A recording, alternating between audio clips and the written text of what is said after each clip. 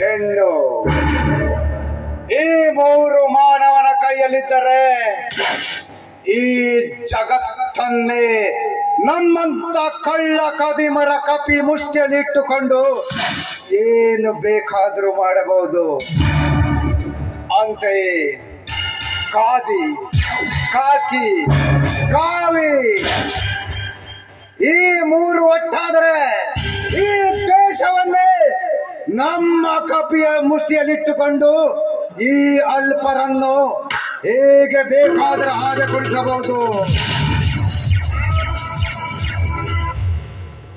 ಖಾದಿಗಳು, ಕಾವಿಗಳು ನಾವು ಸಪ್ಲೈ ಮಾಡ್ತಿರುವ ಹೆಣ್ಣು ಹೆಂಡವನ್ನು ಸ್ವೀಕಾರ ಮಾಡಿ ನಮ್ಮ ಪ್ರತಿಯೊಂದು ಕಳ್ಳ ವ್ಯವಹಾರಕ್ಕೂ ಸಪೋರ್ಟ್ ಮಾಡಿದರೆ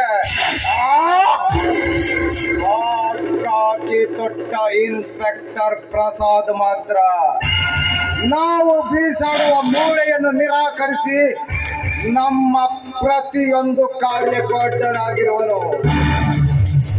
ಆ ಇನ್ಸ್ಪೆಕ್ಟರಿಗೆ ಒಂದು ಗತಿ ಕಾಣಿಸಿದ ಹೊರತು ಈ ಕಾರ್ತಿಕನಿಗೆ ಸುಖದ ನಿದ್ರೆ ಇಲ್ಲ. ಈ ಕಾರ್ತಿಕನಿಗೆ ಸುಖದ ನಿದ್ರೆ ಇಲ್ಲ.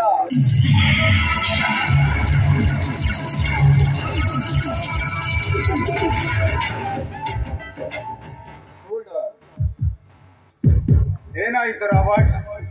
ನೋಡು, ನಾವು ಕಳಿಸಿದ ಮಾಲು ನಮ್ಮ ಪಾರ್ಟಿಗೆ ಮುಟ್ಟಿದೆಯಲ್ಲೋ? ಇಲ್ಲ ಇಲ್ಲ, ನಾವು ನಿನ್ನೆ ರಾತ್ರಿ ತುಂಬು ಕಳಿಸಿದ ಕಳ್ಳ ಮಾಲಿನ ಲಾರಿಯನ್ನ ಅರ್ಧ ಹಾದಿಯಲ್ಲೇ ಆ ಇನ್ಸ್ಪೆಕ್ಟರ್ ಪ್ರಸಾದ್ ತಡೆದು ನಿಲ್ಲಿಸಿ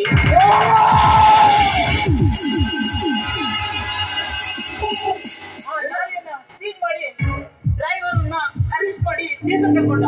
ನಾ ಹೇಗೋ ಅವನಿಂದ ತಪ್ಪಿಸ್ಕೊಂಡು ಇಲ್ಲಿವರೆಗೆ ಓಡ್ ಬಂದೆ ಗೊತ್ತಾ? ಅವನಲ್ಲೇ ಸುಟ್ಟಾಕ್ಬೇಕು. ನಾನ್ ನೋಡ್ಕೊಳ್ತಿದ್ದೆ. ಅವ್ರ ಹತ್ರ ಎಷ್ಟು ಪೊಲೀಸ್ ಪಡೆ ಇತ್ತು ಹೇಳೋದು ನಿನಗೆ ಗೊತ್ತಿರೋದು ಕರ್ತೆ. ಈಗ ಏನ್ ಮಾಡೋಣ?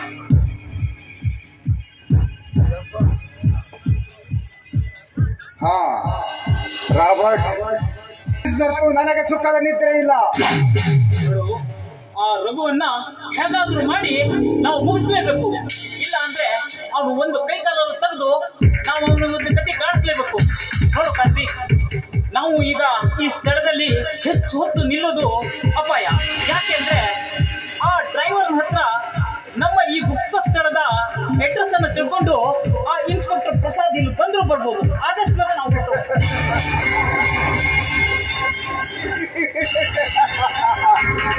ಆ ಇನ್ಸ್ಪೆಕ್ಟರ್ ನನ್ನ ಗುಹೆಯನ್ನು ಪ್ರವೇಶಿಸಲು ಒಂದು ಜನ್ಮ ಅಲ್ಲ, ಏಳು ಜನ್ಮ ಹುಟ್ಟಿ ಬರಬೇಕು. ನೋಡೋಣ. ನನಗೆ ಸಂತೋಷನ ಬಿಡು.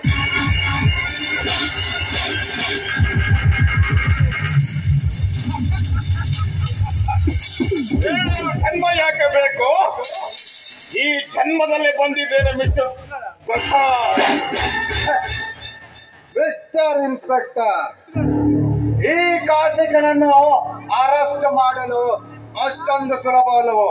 ನೋಡು, ಸುಮ್ನೆ ಇಲ್ಲಿಂದ ಹೊರಟೋದ್ರೆ ಸರಿ, ಇಲ್ಲ ಅಂದ್ರೆ ಪರಿಣಾಮ ನೆಟ್ಟಗಾಗ್ಲಿಕ್ಕಿಲ್ಲ. ಎಚ್ಚರ.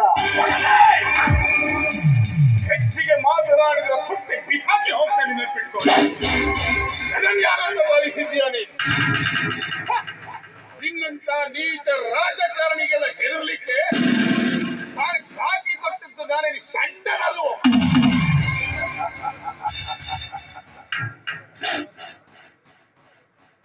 ಮೈ ಮೇಲೆ ಕಾಕಿ, ಕೈಯಲ್ಲಿ ಲಾಠಿ, ಎಡಗೈಯಲ್ಲಿ ಕಾನೂನು ಅಂತ ಹಾರಾಡಬೇಡ ಮಗನೇ.